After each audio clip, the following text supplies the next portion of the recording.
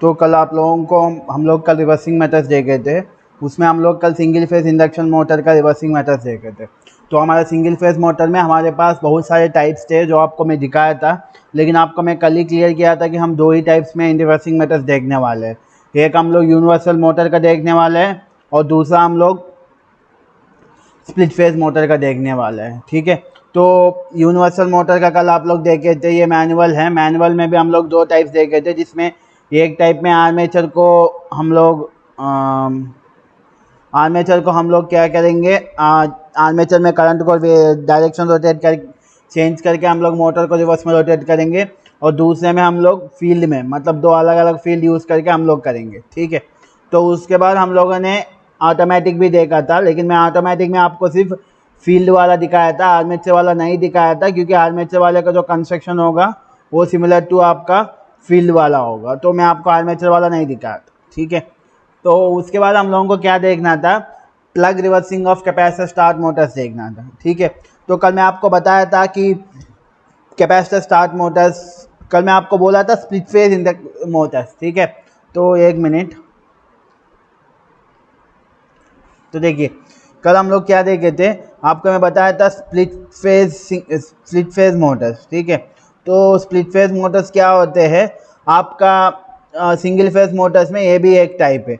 तो इसमें क्या करेंगे, फेज को स्प्लिट करेंगे। स्प्लिट मतलब ये नहीं कि काट के स्प्लिट करेंगे, यहाँ पे हम लोग क्या करेंगे, फेज डिफरेंस लाएंगे। ठीक है, तो हम लोगों को दो फेजेस के बीच में फेज डिफरेंस चाहिए, तो उस फेज डिफरेंस को लाने के लिए हम लोग क्या करेंगे, two types of winding use करेंगे। ठीक है, तो पहला टाइप हमारा क्या होगा, पहला जो वाइंडिंग होगा वो हमारा मेन वाइंडिंग होगा, और दूसरा जो होगा वो हमारा क्या होगा, ऑक्सिलरी वाइंडिंग होगा। ठीक है, तो ये एक वाइंडिंग हमारा मेन वाइंडिंग और दूसरा हमारा ऑक्सिलरी वाइंडिंग होगा। ठीक है, तो मेन वाइंडिंग हमारा मेन काम करेगा, ऑक्सिलरी वाइंडिंग सिर्फ आपको स्टार्टिंग में मोटर को स्टार्टिंग टार्क प्रोवाइड करने के लिए रहेगा। एक बार मोटर स्टार्ट होने के बाद स्टार्टिंग वाइंडिंग क्या हो जाएगा, कट ऑफ हो जाएगा।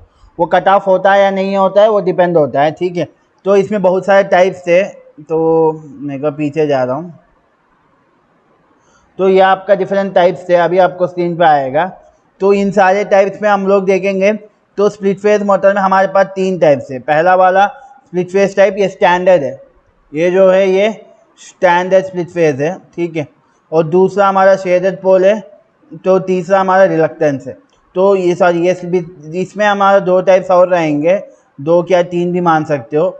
एक होता है हमारा स्टैंडर्ड स्प्लिट फेज, दूसरा होता है हमारा कैपेसिटर स्टार्ट स्प्लिट फेज, और तीसरा होता है हमारा परमानेंट कैपेसिटर स्प्लिट फेज। तो इसमें हमारा तीन टाइप्स होंगे। ठीक है, तो किसी एक का हम अगर रिवर्सिंग मेथड देखेंगे तो सबका सेम ही होगा। ठीक है, तो हम लोग क्या करेंगे, ये जो दूसरा टाइप है कैपेसिटर स्टार्ट, ये जो हमारा दूसरा टाइप है capacitor start split phase motor, तो इसका हम लोग रिवर्सिंग मेथड देखेंगे। ठीक है, तो हम वही देखने वाले हैं। ठीक है, तो हम लोग क्या करेंगे, कैपेसिटर स्टार्ट मोटर का डायरेक्शन को चेंज करेंगे। ठीक है, तो देखिए इसमें हम लोग डायरेक्शन कैसे चेंज करते हैं। इसमें थोड़ा हमारा डिफ़िकल्टी क्या होगा, यहाँ हमारा एक ऑक्सिलरी वाइंडिंग रहेगा, जैसे अभी तक हम लोग बात किए हैं। यहाँ पे हमारा एक ऑक्सिलरी वाइंडिंग रहेगा, और इस वाइंडिंग को सिर्फ स्टार्टिंग में हमको कनेक्ट करना है। तो जैसे ही मोटर अपना फुल स्पीड में आएगा तो हमको इस वाइंडिंग को कट करना है। तो नॉर्मली क्या होता है, स्प्लिट फेज मोटर्स में ऑक्सिलरी वाइंडिंग को कट करने के लिए एक स्विच यूज़ करते हैं, उस स्विच का नाम क्या होगा, सेंट्रीफ्यूगल स्विच होगा। ठीक है, तो नॉर्मली स्प्लिट कैपेसिटर कोई भी स्प्लिट फेज हो, वो स्टैंडर्ड स्प्लिट फेज हो या कैपेसिटर स्टार्ट हो या कैपेसिटर परमानेंट कैपेसिटर टाइप हो, कोई भी टाइप हो, वहाँ पे क्या होता है, जो आपका ऑक्सिलरी वाइंडिंग या उसको स्टार्टिंग वाइंडिंग भी बोल सकते हैं, तो स्टार्टिंग वाइंडिंग को कुछ टाइम बाद कट करना है। तो उसको कट करने के लिए वहाँ पे क्या होता है, एक सेंट्रीफ्यूगल स्विच को क्या करते हैं, यूज़ करते हैं। ठीक है, तो ये सेंट्रीफ्यूगल स्विच होने की वजह से हमें थोड़ा रिवर्सिंग मेथड थोड़ा डिफिकल्ट हो जाएगा, लेकिन इतना भी डिफिकल्ट नहीं है, आपको समझ में आ जाएगा। ठीक है, तो अभी मैं आपको जिस मोटर का मैं रिवर्सिंग मेथड आपका एक्सप्लेन करने वाला हूँ, वो आपका क्या होगा, कैपेसिटर स्टार्ट मोटर होगा। ठीक है, तो मतलब इसमें स्टार्टिंग के टाइम कैपेसिटर रहेगा ताकि एक फेज डिफरेंस दे और मोटर अपने आप स्टार्ट हो जाए, उसके बाद जैसे मोटर स्टार्ट होगा तो हमें कैपेसिटर को डिस्कनेक्ट करना पड़ेगा। मतलब हमारा जो कैपेसिटर होगा वो हमारा क्या कनेक्ट होगा, हमारा ऑक्सिलरी वाइंडिंग में कैपेसिटर कनेक्ट हुआ रहेगा। जैसे हम ऑक्सिलरी वाइंडिंग कट करेंगे तो ऑक्सिलरी वाइंडिंग के साथ हमारा जो कैपेसिटर है जो हमें फेज डिफरेंस दे रही है वो कट हो जाएगा। ठीक है, तो यहाँ तक आपको पूरा पता ही होगा, है ना? यहाँ तक सब क्लियर है ना? Yes sir, yes sir. ठीक है, तो हम लोग सीधा जाएंगे कंट्रोल स्कीम में। हमारा कंट्रोल सर्किट कैसे रहेगा कैपेसिटर स्टार्ट मोटर को रिवर्सिंग करने के लिए। तो यहाँ पे मैं जो मेथड यूज़ कर रहा हूँ उसको मैं प्लगिंग बोल सकता हूँ। प्लगिंग मतलब कनेक्शन को रिवर्स करूँगा, ठीक है, किसी एक कनेक्शन। तो यहाँ पे आर्मेचर कनेक्शन को रिवर्स कर रहा हूँ, तो इसको मैं क्या बोलूँगा, प्लग रिवर्सिंग बोलता हूँ, क्योंकि यहाँ पे जो रिवर्सिंग मेथड है वो नॉर्मली प्लगिंग रिवर्सिंग में आता है। ठीक है, तो देखिए यहाँ पे मैं कैपेसिटर मोटर को किसके लिए यूज़ कर रहा हूँ, यहाँ मैं एक इंडस्ट्रियल एप्लीकेशन में यूज़ कर रहा हूँ जिसमें ये एक लिमिट है। वो लिमिट क्या है कि मेरा इंडक्शन मोटर को मैं यूज़ कर रहा हूँ किसी एक लिफ्ट को उठाने में। तो स्टार्टिंग इसको लिफ्ट थोड़ा मान लो यहाँ पे है, मान लो पहला मेरा लिफ्ट इतने पे है, अब इसको मुझे नीचे भेजना है तो मेरा मोटर को क्लॉकवाइज रोटेट करना है। जैसे ये नीचे जाएगा और पूरा लोड हो जाएगा इसमें सामान, तो इसको फिर से एंटी क्लॉकवाइज, फिर से क्लॉकवाइज, फिर से एंटी क्लॉकवाइज, मतलब एक लिमिट तक क्लॉकवाइज। वो लिमिट क्या होगा, मेरा ये लिफ्ट या ट्रॉली नीचे तक जाए ग्राउंड लेवल तक, और जैसे ग्राउंड लेवल जाएगा इसको रुकना है, उसके बाद फिर से इसको रिवर्स होके इसको ऊपर खींचना है। मतलब इसके पास दो लिमिट्स है, यह क्या मेरा डाउन साइड लिमिट जो मेरा ग्राउंड है, और मेरा अप साइड लिमिट। तो इन्हीं दोनों लिमिट्स के बीच में मेरा ये जो ट्रॉली लगा है मेरा मोटर को, उसको अप एंड डाउन मूव करना है। मतलब अगर ये ट्रॉली को एक लिमिट में मूव करना है तो हमारा मोटर का रोटेशन भी क्या होगा, ये एक लिमिट तक होगा। मान लो कि मेरा मोटर 0 पोजीशन से 270 तक रोटेट करेगा तो ट्रॉली नीचे जाएगा, तो उसके बाद फिर से 270 से 0, फिर से 0 से 270, फिर से 270 से 0।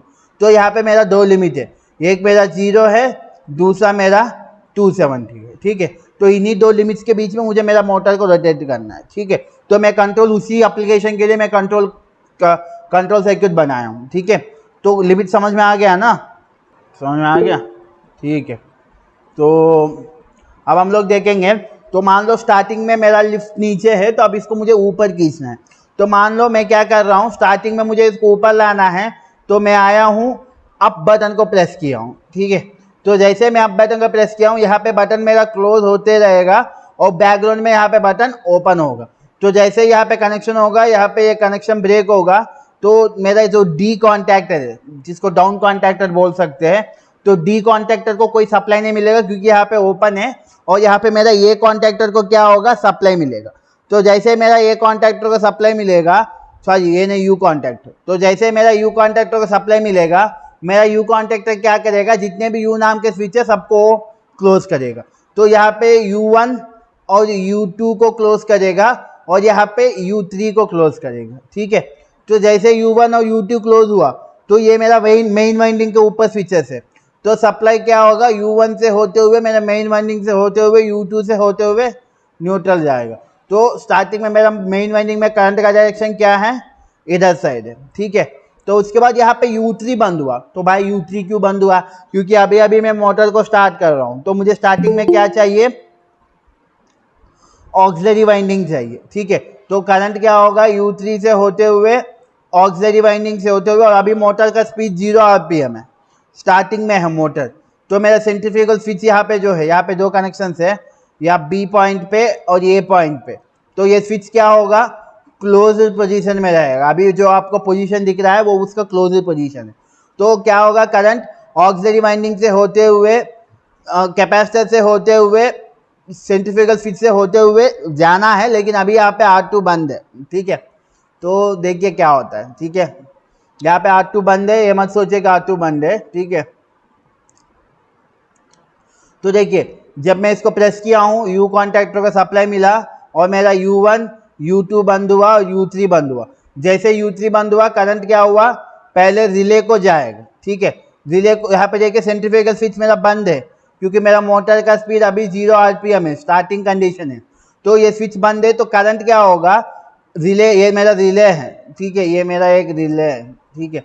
तो करंट क्या होगा, रिले से होते हुए ये बी के थ्रू ग्राउंड होगा। तो अभी मेरा रिले को सप्लाई मिला, जैसे मेरे रिले को सप्लाई मिला तो मैं रिले क्या करेगा, यहाँ पे R2 को बंद करेगा, R1 को ओपन करेगा। तो जैसे ही R2 बंद हुआ तो अब देखिए ऑक्सिलरी वाइंडिंग क्या हुआ, ऑक्सिलरी वाइंडिंग से कैपेसिटर से इन सेंट्रीफ्यूगल स्विच से होते हुए R2 से होते हुए ग्राउंड हुआ। तो अब क्या हुआ, मेरा ऑक्सिलरी वाइंडिंग को सप्लाई मिला और मेरा रिले को भी सप्लाई मिल रहा है, तो अभी सब कुछ ठीक है। तो अब मेरा मोटर क्या होगा, रोटेट करेगा। मान लो क्लॉकवाइज रोटेट कर रहा है या फॉरवर्ड डायरेक्शन में रोटेट कर रहा है, ठीक है। तो अभी मेरा मोटर क्या हुआ, क्लॉकवाइज या फॉरवर्ड डायरेक्शन रोटेट कर रहा है।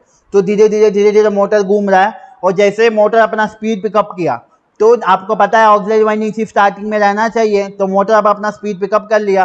तो अब क्या होगा, एक मिनट इसका हटा दे रहा हूँ। अब मोटर अपना स्पीड पिकअप किया, तो अब मोटर को क्या करना है, अपना ऑक्सिलरी वाइंडिंग को कट करना है।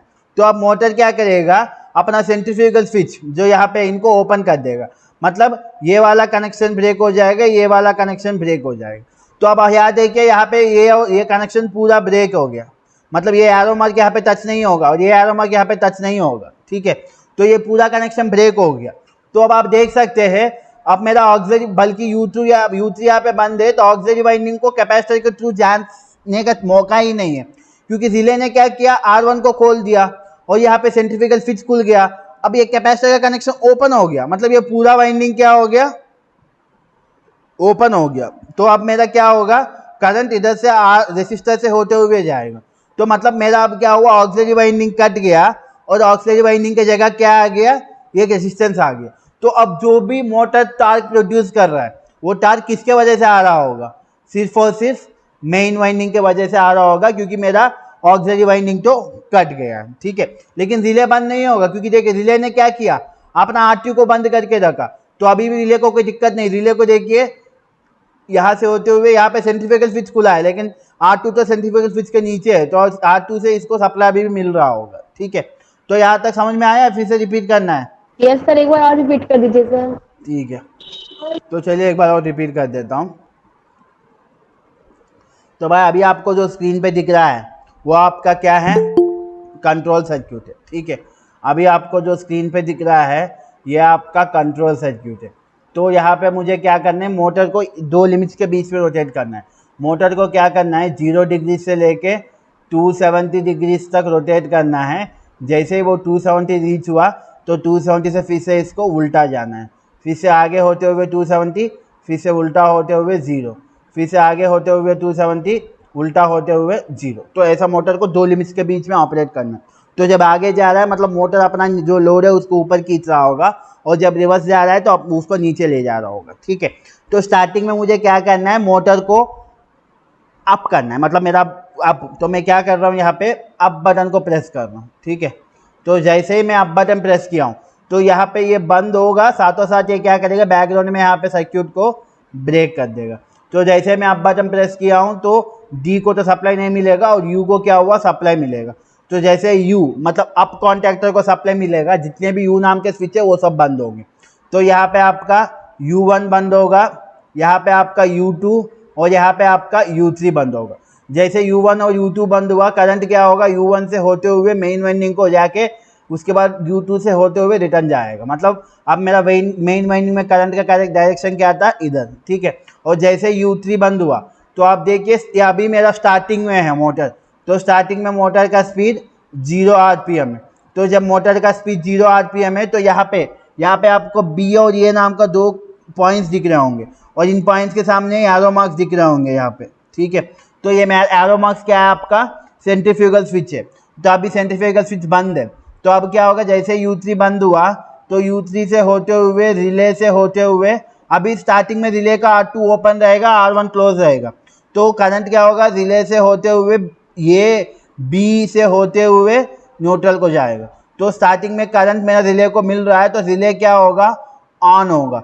तो जैसे रिले ऑन होगा तो रिले क्या करेगा, इसका पहले R1 क्लोज था तो इसको ओपन करेगा, और R2 ओपन था तो इसको क्या करेगा, क्लोज करेगा। तो अब जैसे ही R2 आपका बंद हुआ तो अब आप देखिए ऑक्सिलरी वाइंडिंग भी क्लोज हुआ। ऑक्सिलरी वाइंडिंग ये वाला है, यहाँ से होते हुए कैपेसिटर से होते हुए सेंट्रीफ्यूगल स्विच का बी और ए से होते हुए R2 से होते हुए न्यूट्रल में जा रहा है, ठीक है। तो अभी मेरा रिले ऑन है और मेरा ऑक्सिलरी वाइंडिंग को सप्लाई मिला है, तो अभी 0 RPM का स्पीड है, तो अब RPM को मेरा ऑक्सिलरी वाइंडिंग को सप्लाई मिलने की वजह से मेरा मोटर रोटेट करेगा, ठीक है। तो धीरे धीरे मोटर का स्पीड इंक्रीज हुआ, तो थोड़ा मोटर का स्पीड इंक्रीज होने के बाद हमें क्या करना है, ऑक्सिलरी वाइंडिंग को कट करना है, क्योंकि आप लोगों को पता है सिंगल फेज मोटर्स में ऑक्सिलरी वाइंडिंग जो होता है वो सिर्फ स्टार्टिंग पर्पस के लिए होता है, उसके बाद उसका ज़रूरत नहीं है, जो भी टार्क चाहिए वो मेन वाइंडिंग संभाल लेगा। तो अब क्या होगा, जैसे ही अपना थोड़ा टाइम हो गया, तो यहाँ पे जो आपका बी और ए का स्विचेस है ये क्या हो जाएंगे, ओपन हो जाएंगे। तो मतलब यहाँ पे क्या हो रहा है, इसको मैं एडजस्ट कर दे रहा हूँ, तो यहाँ पे ये कनेक्शन डिस्कनेक्ट हो जाएगा। तो जैसे ये कनेक्शन डिस्कनेक्ट हो गया और यहाँ पे देखिए R1 भी डिस्कनेक्ट है, क्योंकि रिले ऑन हुआ था, तो जब रिले ऑन हुआ था R1 को ओपन कर दिया था। तो अब देखिए ऑक्सिलरी वाइंडिंग को जाने के लिए कहीं रास्ता ही नहीं है। अब देखिए कैपेसिटर से जाने के लिए उसके बाद रास्ता नहीं है, अगर वो कैपेसिटर तक आएगा तो इधर नहीं जा पाएगा क्योंकि R1 ओपन है, ठीक है। और सेंट्रीफ्यूगल स्विच से भी नहीं जा पाएगा क्योंकि सेंट्रीफ्यूगल स्विच ओपन है। तो ऑक्सिलरी वाइंडिंग में अब क्या कनेक्ट होगा, डायरेक्टली रेजिस्टेंस कनेक्ट होगा। मतलब मेरा ऑक्सिलरी वाइंडिंग क्या हो गया, कैपेसिटर कट कर दिया ऑक्सिलरी वाइंडिंग में। अब जो भी टार्क दे रहा है वो कौन दे रहा है, आपका मेन वाइंडिंग दे रहा है, ठीक है। तो मैं वही बोल रहा था, ठीक है। अभी आप ये मत सोचिए कि रिले भी बंद हो जाए, क्योंकि रिले ने क्या किया, अपना R2 को बंद किया। तो आप देखिए रिले को ऑक्सिलरी वाइंडिंग खुलने से कोई मतलब नहीं है, क्योंकि ऑक्सिलरी वाइंडिंग ऊपर खुला है, लेकिन अभी भी रिले को R2 के थ्रू रिले अभी भी बंद है और रिले को सप्लाई मिल ही रहा है, ठीक है। तो यहाँ पे कुछ नहीं हुआ, पहले यू कॉन्टैक्टर को सप्लाई मिलने की वजह से, सारे यू स्विचेस बंद होने की वजह से मेन वाइंडिंग को सप्लाई मिला और रिले को सप्लाई मिला। तो जैसे रिले को सप्लाई मिला, R1 ओपन हो गया, R2 बंद हो गया। जैसे R2 बंद हुआ तो मेन वाइंडिंग को कैपेसिटर कनेक्ट हो गया और मेन वाइंडिंग कैपेसिटर के साथ कनेक्ट हुआ है, तो मेन वाइंडिंग अपना स्टार्टिंग टार्क प्रोड्यूस किया और मेरा मोटर रोटेट करने लगा। जैसे थोड़ा स्पीड पिकअप किया तो सेंट्रीफ्यूगल स्विच बंद हो गया। तो जैसे सेंट्रीफ्यूगल स्विच बंद हो गया, अब कैपेसिटर नहीं कनेक्ट हो पाएगा, क्योंकि कैपेसिटर का नीचे R1 खुला है, सेंट्रीफ्यूगल स्विच खुला है, तो अब ऑक्सिलरी वाइंडिंग को कैपेसिटर नहीं कनेक्ट हो पाएगा, ओपन सर्किट हो गया वहाँ पे। तो ऑक्सिलरी वाइंडिंग को रेजिस्टर कनेक्ट होगा, इसका मतलब ऑक्सिलरी वाइंडिंग मेरा ये हाई रेजिस्टेंस होगा, ठीक है। ये जो रेजिस्टेंस है बहुत हाई रेजिस्टेंस होगा, तो इतना हाई रेजिस्टेंस में ऑक्सिलरी वाइंडिंग में करंट नहीं आएगा, तो जो भी करंट जाएगा मेन वाइंडिंग में जाएगा। तो अभी मेरा मोटर मेन वाइंडिंग से रन हो रहा है, ठीक है। लेकिन अभी भी रिले काम करेगा, क्योंकि रिले का नीचे R1 R2 खुला है, तो रिले को R2 के थ्रू सप्लाई क्लोज है सर्किट उसका, ठीक है। तो यहाँ तक क्लियर है अब? Yes sir, yes sir. और सर जो ये LSU और LSD लगा हुआ है, हाँ बता रहा हूँ, अभी मैं ये आपको वो बताऊंगा, टेंशन मत लीजिए, अभी मैं वही बताने और वाला सर एक और सर ठीक। जो आप बोल रहे हैं कि 270 तक ही घूमना है, फिर वापस अब वापस मतलब होना है ना, मैं कितना अभी बता है? रहा हूँ। वो LSU और LSD क्या होता है अभी आपको समझ में आएगा, ठीक है। तो अब देखिए मेरा मोटर घुमा घुमा घुमा, और मान लो इसको मैं लिमिट दिया हूँ 270 डिग्रीज का। तो मैं जैसे ही मोटर इतना इतना घूम के आया, तो ये इसका अपर लिमिट रीच हो गया। तो जैसे ही अपना अपर लिमिट रीच हुआ, तो यहाँ पे जो LSU है, LSU क्या हो जाएगा, वो ओपन हो जाएगा, क्योंकि मोटर अपना अपर लिमिट रीच हो गया। तो जैसे ही LSU ओपन हुआ, तो आपका ये जो यू कॉन्टैक्टर को सप्लाई मिलना क्या हो जाएगा, बंद हो जाएगा। तो जैसे ही यू कॉन्टैक्टर को सप्लाई मिलना बंद हो गया, तो U1 ओपन हो जाएगा, U2 ओपन हो जाएगा, U3 भी ओपन हो जाएगा। तो अब जैसे ही U3 ओपन हुआ, तो अब रिले को ऊपर से कनेक्शन कट हो गया रिले को, तो रिले को सप्लाई नहीं मिलेगा, मेरा रिले क्या हो जाएगा, ऑफ हो जाएगा। तो जैसे रिले ऑफ हुआ, तो फिर से R2 खुल जाएगा, R1 बंद हो जाएगा, जो उसका नॉर्मल पोजीशन था, ठीक है। तो अब हमको क्या करना है, जैसे मोटर बंद हुआ, इसका मतलब ये है कि मेरा ट्रॉली ऊपर आ गया, तो अब मुझे मोटर को डाउन डायरेक्शन में ले जाना है। तो फिर से मैं आऊँगा भाई, इस बार मैं डाउन बटन प्रेस करूँगा, क्योंकि मोटर अपर लिमिट रीच हो गया, ठीक है। जो जैसे मैं डाउन बटन प्रेस करूँगा, तो ये डाउन बटन यहाँ पे बंद होगा, साथों साथ ये इसको यहाँ पे ओपन कर देगा। तो यू को तो वैसे कौन सप्लाई नहीं मिलने वाला, और डाउन बटन प्रेस करने की वजह से डी कॉन्टैक्टर को सप्लाई मिलेगा। तो अब देखिए, अब हमारा दूसरा फेज है, इसमें हमारा क्या हुआ, डी कॉन्टैक्टर को सप्लाई मिला, क्योंकि मोटर मेरा बंद हो गया था, ठीक है। तो अब क्या होगा, क्योंकि मोटर मेरा बंद इसलिए हो क्योंकि यू कॉन्टैक्टर को सप्लाई नहीं मिला, तो U1 U2 ओपन हो गया, मेन वाइंडिंग को सप्लाई मिलना बंद हो गया, और U3 भी ओपन हो गया, रिले भी खुल गया। तो मेरा मोटर को कहीं से सप्लाई नहीं मिल रहा है, तो अभी मेरा मोटर ओपन हो गया। तो मुझे समझ में आ गया कि मेरा मोटर बंद हो गया, मतलब मेरा अपर लिमिट रीच हो गया। तो अब मैं क्या करूँगा, अब मुझे डाउन करना है। तो मैं क्या किया हूँ, इमीडिएटली मैं क्या किया हूँ, डाउन बटन प्रेस किया हूँ। तो जैसे मैं डाउन बटन प्रेस किया हूँ, यहाँ पे सर्किट बंद होते होते यहाँ पे सर्किट क्या होगा, ओपन होगा। तो अब क्या होगा, सप्लाई डी कॉन्टैक्टर को मिलेगा। तो जैसे सप्लाई डी कॉन्टैक्टर को मिलेगा, यहाँ पे D1 और D2 बंद होंगे और यहाँ पे D3 बंद होंगे। तो अब आपको एक चीज यहाँ पे ध्यान रखने वाली बात क्या है कि अब अगर आप मेन वाइंडिंग में करंट का डायरेक्शन देखेंगे तो करंट क्या होगा, D1 से होते हुए मेन वाइंडिंग से होते हुए D2 से होते हुए रिवर्स जाएगा। अब मेरा करंट का डायरेक्शन इस डायरेक्शन में, जो पिछले वाला डायरेक्शन से उल्टा है। जब यू स्विच बंद हुए थे तब इसका डायरेक्शन लेफ्ट से राइट था, लेकिन अब क्या हुआ, राइट से लेफ्ट हुआ। तो अब मेन वाइंडिंग में करंट का डायरेक्शन रिवर्स हुआ तो मेरा मोटर ऑटोमेटिकली क्या होगा, 270 से उल्टा होके 0 डिग्री की साइड जाने लगेगा। ठीक है, और यहाँ पे D3 बंद है तो D3 से होते हुए देखिए अभी मेरा मोटर बंद हुआ है तो मेरा स्पीड फिर से 0 RPM हुआ है, तो अभी मेरा सेंट्रीफ्यूगल स्विच बंद होगा। ठीक है, तो रिले से होते हुए ये बी से होते हुए सप्लाई मिलेगा रिले को, तो रिले क्या हो जाएगा, ऑन हो जाएगा। तो जैसे रिले ऑन हुआ तो ये अपना R2 को बंद करेगा, R1 को ओपन करेगा।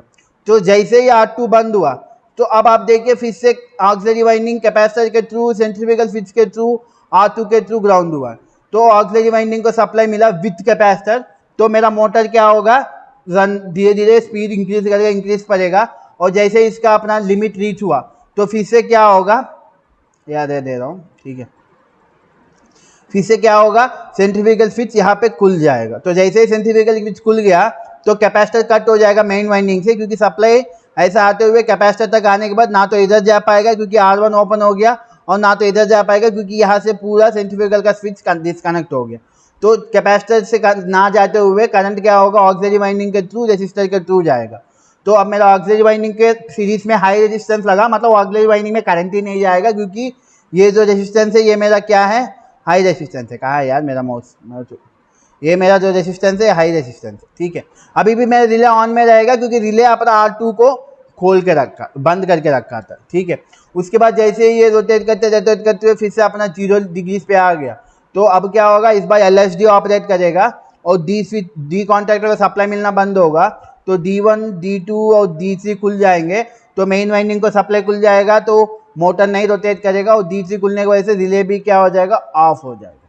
तो ऐसा आपका क्या होगा, रिवर्सिंग कंट्रोल काम करेगा। यहाँ पे क्या होता है, पहले अप बटन दबाएंगे तो ट्रॉली ऊपर आएगा, जैसे ही अपना अपर लिमिट रीच हुआ तो आपका बंद हो जाएगा, उसके बाद आपको डाउन बटन बनाना है। ठीक है, तो स्टार्टिंग जब आप अप बटन दबाते हो तो मेरा स्पीड 0 RPM है, तो सेंट्रीफ्यूगल स्विच बंद रहेगा। तो स्टार्टिंग में रिले क्या करेगा, सेंट्रीफ्यूगल स्विच के थ्रू सप्लाई, मतलब सप्लाई क्या होगा, ऊपर से आते हुए रिले में आके रिटर्न पार्ट इसका सेंट्रीफ्यूगल स्विच के थ्रू जाते हुए नेगेटिव कनेक्शन में जाएगा, तो रिले ऑन होगा। उसके बाद रिले अपना जो खुद का R2 स्विच है उसको बंद कर लेगा। तो उसके बाद जब अपना खुद का R2 बंद होगा तो रिले अपना सप्लाई मतलब वो अपना सर्क्यूट R2 के थ्रू बंद करेगा, साथों साथ ऑक्सिलरी वाइंडिंग भी कनेक्ट होगा और कैपेसिटर के साथ। तो मेरा मोटर धीरे धीरे स्पीड पिकअप करने लगेगा। जैसे स्पीड पिकअप हुआ सेंट्रीफ्यूगल स्विच खुल जाएगा तो कैपेसिटर भी कट जाएगा और रेजिस्टेंस कनेक्ट हो जाएगा, लेकिन अभी भी रिले ऑन रहेगा। जैसे अपर लिमिट रीच होगा तो पूरा मोटर बंद होगा, साथों साथ रिले भी बंद होगा। उसके बाद अपर लिमिट रीच होने के बाद डाउन बटन दबाना है। तो क्लियर हुआ, एक बार फिर से पूरा एक्सप्लेन करना है आ गया सर, आ गया। बाकी लोगों को। यस सर, ठीक है। तो आपको एक अपर वाला बटन ऑपरेशन समझ में आया तो लो डाउन वाला के भी वही ऑपरेशन है। ठीक है, तो ये आपका क्या है, सेंट्रीफ्यूगल, ठीक, कैपेसिटर स्टार्ट मोटर को हम लोग कैसे रिवर्सिंग करेंगे। ठीक है, तो अब आपके उसके बाद आपको क्या देखना है, सीक्वेंशियल स्टार्टिंग, जो आप लोग पहले भी देखे हो। अब पता नहीं आपका सिलेबस क्यों ऐसा लिखे है, तो फिर से हम लोगों को सीक्वेंशियल स्टार्टिंग देखना है, इस बार इंडक्शन मोटर का और सिंगल फेस मोटर का। अरे सबका कंट्रोल सर्किट एक ही होता है सीक्वेंशियल कंट्रोल का। चलिए, खुशी के लिए सिलेबस में दिया है तो हम भी खुशी के लिए पढ़ लेंगे। ठीक है, तो यहाँ तक आपका रिवर्सिंग भी खत्म हो गया। ठीक है, अब हम लोगों को सीक्वेंशियल स्टार्टिंग देखना है। ठीक है, तो भाई अब हम लोगों को क्या देखना है, sequence starting of 3 phase induction motor. 3 phase induction, मेरे पास अगर बहुत सारे 3 फेज इंडक्शन मोटर्स है तो मुझे सीक्वेंस में एक के बाद एक को कैसे ऑन करना है। ये नहीं है कि सीक्वेंस ना छूटे, पहला वाला ऑन करने के बाद ही दूसरा ऑन होना है। ठीक है, तो सीक्वेंशियल स्टार्टिंग मतलब मुझे ऐसा कुछ बनाना है कि पहला मोटर को ऑन करने के बाद ही दूसरा मोटर ऑन हो सके। ये नहीं कि सीधा दूसरा मोटर ऑन करना है, नहीं, पहला ऑन होगा उसके बाद ही दूसरा ऑन हो पाएगा, और दूसरा ऑन होगा तभी आपका तीसरा ऑन होगा। उल्टा सीक्वेंस नहीं कर सकते, सीधा आप तीसरे को ऑन नहीं कर सकते, सीधा आप दूसरे को ऑन नहीं कर सकते। मतलब यही सीक्वेंस हमको फॉलो करना है, पहला वाला पहले ऑन होना है, दूसरा वाला दूसरी बार, तीसरा वाला तीसरी बार, ठीक है। मतलब सीक्वेंस मेरे साथ दिया होगा, आपने ऐसा बनाया कि पहले तीसरा मोटर ऑन होना है, उसके बाद ही आपका दूसरा मोटर ऑन होना है, उसके बाद ही आपका पहला। मतलब आप जो सीक्वेंस में चाहते हैं तो आपका मोटर उसी सीक्वेंस में ऑन होना चाहिए, उसको छोड़ के और कोई सीक्वेंस को फॉलो नहीं करना चाहिए। तो उसके लिए मुझे एक कंट्रोलर बनाना है, ठीक है। तो भाई ये कंट्रोलर आपका बुक्स में तो कहीं नहीं मिला, ठीक है। तो मैं कहीं से ढूंढ के एक कंट्रोलर का डायग्राम लेके आया हूँ, तो देख लीजिए, ठीक है। आपका बुक में कुछ ऐसे ऐसे टॉपिक्स दिए हैं कि मुझे भी नहीं पता कि वो टॉपिक्स क्यों दिए हैं, ठीक है। तो अभी आपको स्क्रीन पे दिख रहा होगा, तो ये आपका क्या है, यहाँ पे देखिए मेरे पास थ्री फेज इंडक्शन मोटर्स है। अब मैं वहाँ पे मोटर को दिखाया हूँ तो वो 3 फेज मान लो, ठीक है। तो यहाँ पे मेरे पास मोटर 1, मोटर 2 और मोटर 3 है, ठीक है। अब मुझे क्या करना है, तीनों मोटर्स को एक के बाद एक को ऑन करना है। मतलब मेरा कंट्रोल सर्किट ऐसा होना चाहिए कि भाई पहला ऑन होने के बाद ही दूसरा ऑन हो, ये नहीं कि सीधा दूसरा, दूसरा ऑन होने के बाद ही तीसरा, ये नहीं कि सीधा तीसरा, नहीं होना चाहिए, ठीक है। तो मुझे ये सीक्वेंस फॉलो करना है। तो देखिए, तो यहाँ पे ये जो 1M 1M 1M 2M 2M 2M 3M 3M जो है ना, ये सब स्विचेस है, कॉन्टैक्टर्स है, मान लो ये सब कॉन्टैक्टर्स है, ठीक है। आपके लिए इसको डब्बा बना दे रहा हूँ, ठीक है। यहाँ पे भी डब्बा बना दे रहा हूँ,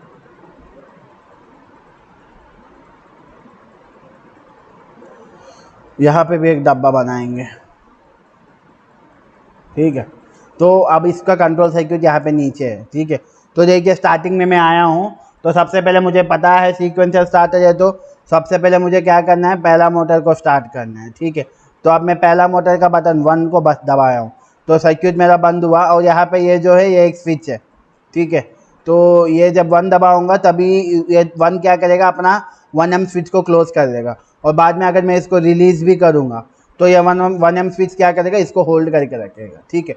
तो जैसे मैं 1 दबाया हूँ तो यहाँ पे 1M कॉन्टैक्टर्स बंद होंगे और पहला मोटर मेरा क्या होगा, ऑन होगा, ठीक है। उसके बाद ही अगर मैं 2 दबाऊँगा तो सप्लाई क्या होगा, 1M। अभी इसको मैं रिलीज़ कर दिया हूँ तो कोई दिक्कत नहीं, 1M से होते हुए दूसरे में आएगा। अब जब दूसरा दबाया हूँ तो यहाँ पे 2M बंद होगा और दूसरा मोटर ऑन होगा, और अपने साथ ये 2M वाला पैरेलल स्विच को भी वो बंद करेगा, ताकि अगर इसको मैं रिलीज़ भी करूँ तो सप्लाई 2M के थ्रू आते रहे। उसके बाद सप्लाई क्या होगा, 2M से होते हुए यहाँ तक आएगा। उसके बाद जब मैं थर्ड बटन दबाऊँगा तो यहाँ पे सारे 3M स्विचेस बंद होंगे और मेरा तीसरा मोटर ऑन होगा, और 3M अपना पैरेलली 3M स्विच को बंद करेगा, ताकि अगर ये स्विच को मैं रिलीज़ भी करूँ तो ये पैरेलल उसको होल्ड करके रखे। तो भाई ये है कहानी, ठीक है। तो समझ में आया, फिर से एक बार रिपीट कर रहा हूँ, देखिए। तो ये ये तो कॉन्टैक्ट पर मैनुअली हुआ ना। हाँ मैनुअली हुआ, यहाँ पे आपका बुक में कोई ऑटोमेटिक नहीं है। मैं यहाँ पे सीक्वेंशियल स्टार्टिंग मतलब आपको एक के बाद एक ऑन होना चाहिए, ठीक है। पहला वाले को ऑन दबाया हूँ, उसके बाद ही मैं दूसरा ऑन दबाऊंगा तभी दूसरा ऑन होगा। अब देखिए, अगर मैं यहाँ पे देखिए, अगर मैं आया सीधा दूसरा वाले को दबाया हूँ ऑन, ठीक है। तो अब देखिए दूसरा वाले को सप्लाई कहाँ से है, क्योंकि पहला वाले को मैं दबाया ही नहीं हूँ, तो यहाँ पे ना तो 1M स्विच होल्ड में है या 1 स्विच बंद है, तो यहाँ तक सप्लाई आएगा ही नहीं। जब यहाँ तक सप्लाई नहीं आएगा तो ये 2M वाला कॉन्टैक्टर को सप्लाई मिलेगा ही नहीं। जब 2M वाले कॉन्टैक्टर को सप्लाई नहीं मिलेगा तो यहाँ पावर सर्किट में 2M वाले स्विचेस बंद ही नहीं होंगे, तो मेरा सेकंड मोटर ऑफ में ही रहेगा, ऑन नहीं होगा, ठीक है। तो ये आपका क्या है, ये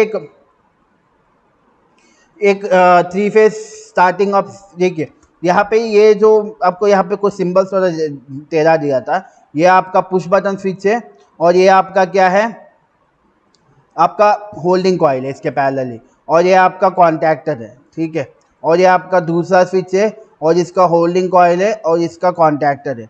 तीसरा स्विच है, इसका होल्डिंग कॉइल है और इसका कॉन्टैक्टर है, ठीक है। तो जब मैं पहला वाला स्विच बंद करूंगा तो पहला वाला अपना पहला होल्डिंग कॉइल को बंद करेगा, उसके बाद सप्लाई क्या होगा, 1M को जाएगा। तो 1M को सप्लाई मिला तो ये स्विच बंद होंगे, पहला मोटर ऑन होगा। उसके बाद जब मैं दूसरा दबाऊंगा तो अगर मैं इसको रिलीज़ भी करूं, लेकिन 1M तो होल्ड में है, तो सप्लाई 1M से होते हुए दूसरा स्विच में आएगा। तो दूसरा स्विच क्या करेगा, अपना 2M वाला होल्डिंग कॉइल को सप्लाई देगा और 2M कॉन्टैक्टर को सप्लाई देगा। तो यहाँ पे 2M स्विचेस बंद होंगे और दूसरा मोटर ऑन होगा। उसके बाद अगर मैं इसको रिलीज़ भी करूँगा तो होल्डिंग कॉइल पकड़ के रखेगा। उसके बाद जब मैं टॉर्च स्विच को बंद दबाऊँगा तो 2M से होते हुए सप्लाई टॉर्च स्विच को आएगा और टॉर्च स्विच अपना 3M को होल्ड करेगा और 3M कॉन्टैक्टर को सप्लाई देगा। तो यहाँ पे सारे स्विचेस बंद होंगे और तीसरा मोटर मेरा ऑन होगा। अगर मैं इसको रिलीज़ भी करूँगा ये होल्ड करके रखेगा। तो ऐसा मेरा क्या होता है, मेरा मोटर एक के बाद एक सीक्वेंसली ऑन होगा। अगर मैं अपना सीक्वेंस बिगाड़ने का कोशिश करूँगा तो बिगड़ेगा ही नहीं। तो मान के चलो मैं आया हूँ सीधा तीसरा वाला प्रेस किया हूँ, तो भाई तीसरा वाले को सप्लाई कहाँ से आएगा? ना तो ये होल्ड में है, ना तो ये खुला है, ना तो ये होल्ड में है, ना तो ये बंद हुआ है, तो कहीं से नहीं मिलेगा। तो सीक्वेंस वही फॉलो करना पड़ेगा, ठीक है। तो ये ऐसा हम लोग क्या कर सकते हैं, 3 फेज इंडक्शन मोटर के लिए एक सीक्वेंशियल कंट्रोल हम डिज़ाइन कर सकते हैं। तो समझ में आया? यस सर, आ गया। और बाकी लोग भाई ठीक है? सर एक बार फिर से बता दीजिए। ये थोड़ा इसका दिमाग थोड़ा धीरे चलता है, ठीक है। तो चलिए उसके लिए फिर से हम लोग पढ़ लेंगे, ठीक है। तो भाई यहाँ पे मैं कुछ रॉकेट साइंस नहीं बताया हूँ, ठीक है। तो देखो यहाँ पे एक स्विच है और इसके पैरेलली इसका होल्डिंग कॉइल है। यहाँ पे मेरा दूसरा स्विच है, इसके पैरेलली इसका होल्डिंग कॉइल है। यहाँ पे मेरा तीसरा स्विच है, इसके पैरेलली इसका होल्डिंग कॉइल है। और यहाँ पे मेरा 1M 2M 3M ये मेरा कॉन्टैक्टर्स है। तो जब इन कॉन्टैक्टर्स को सप्लाई मिलेगा तो यहाँ पे सारे 1M स्विचेस बंद होंगे, 2M को सप्लाई मिलेगा तो यहाँ पे सारे 2M स्विचेस बंद होंगे, 3M को सप्लाई मिलेगा तो सारे 3M स्विचेस बंद होंगे। और जब स्विचेस बंद होंगे तभी मोटर्स को सप्लाई मिलेगा। तो यहाँ तक समझ में आया शुभम बाबू? Yes sir. अरे शुभम, तुम सुन ही नहीं रहे हो, तुम्हारा दोस्त तुम्हारे ऊपर कंप्लेन कर रहा है, ठीक है? ठीक है, तो देखो सर एक दोस्त जो होते हैं ना दूसरे का हमेशा टांग खींचते रहते हैं। ठीक है, चलो कोई बात नहीं।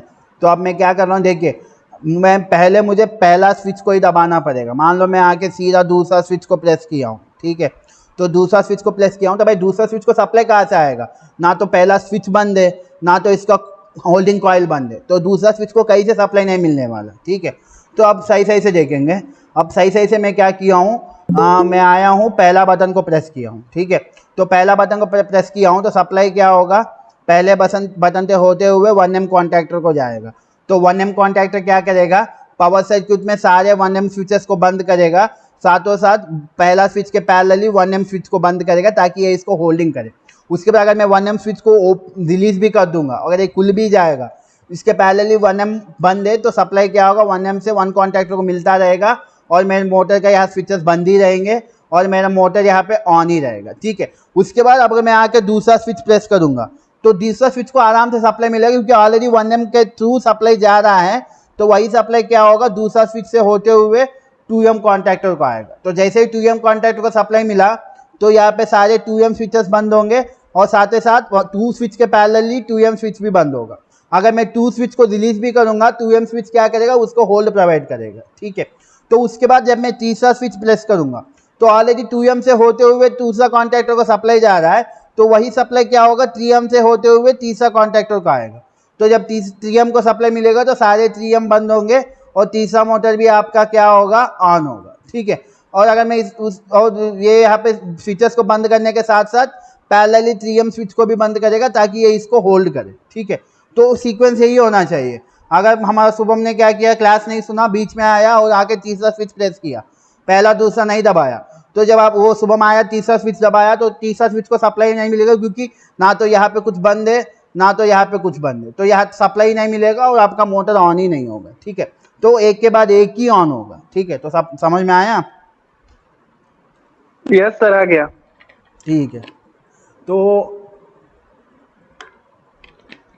इसके बाद आपका एक और कंट्रोल सर्किट है। अब हम लोग इतना बुद्धिमान हो गए कि हम अपना कंट्रोल सर्किट खुद से बना सकते हैं शायद, है ना।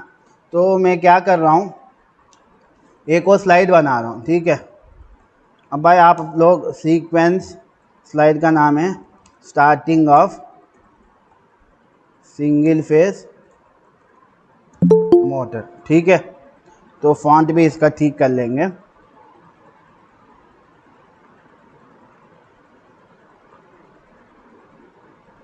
ठीक है। फॉन्ट भी इसका ठीक हो गया। चलिए, तो अब मेरे पास मुझे पास 3 मोटर्स है, ठीक है, सिंगल फेज मोटर्स है मेरे पास डबल फेज मोटर्स नहीं है, मेरे पास सिंगल फेज मोटर्स है 3, ठीक है। तो ये मेरा पहला मोटर है, मान लो मोटर नंबर 1, ये मेरा दूसरा मोटर है और ये मेरा तीसरा मोटर है, ठीक है। तो यहाँ पे मेरे पास 2 सप्लाई लाइन है, ये एक मेरा क्या है फेज़ है और दूसरा मेरा न्यूट्रल है, ठीक है। तो भाई अब देखो, पहला वाला फेज़ पहले मोटर को, न्यूट्रल पहला मोटर को, ठीक है। फिर से एक और फेज़ है दूसरा मोटर को, न्यूट्रल दूसरा मोटर को, उसके बाद एक और फेज़ है तीसरा मोटर को, ये भी तीसरा मोटर को, ठीक है। तो अब मेरा कंट्रोल सर्किट यहाँ पे कहीं पड़ा हुआ है, कंट्रोल सर्किट, ठीक है। तो अब आपको कंट्रोल सर्किट डिज़ाइन करना है, तो कैसे डिज़ाइन कर सकते हैं? 5 मिनट टाइम है, जल्दी जल्दी बताइए। कॉन्टैक्टर्स कहाँ रखना है हमको?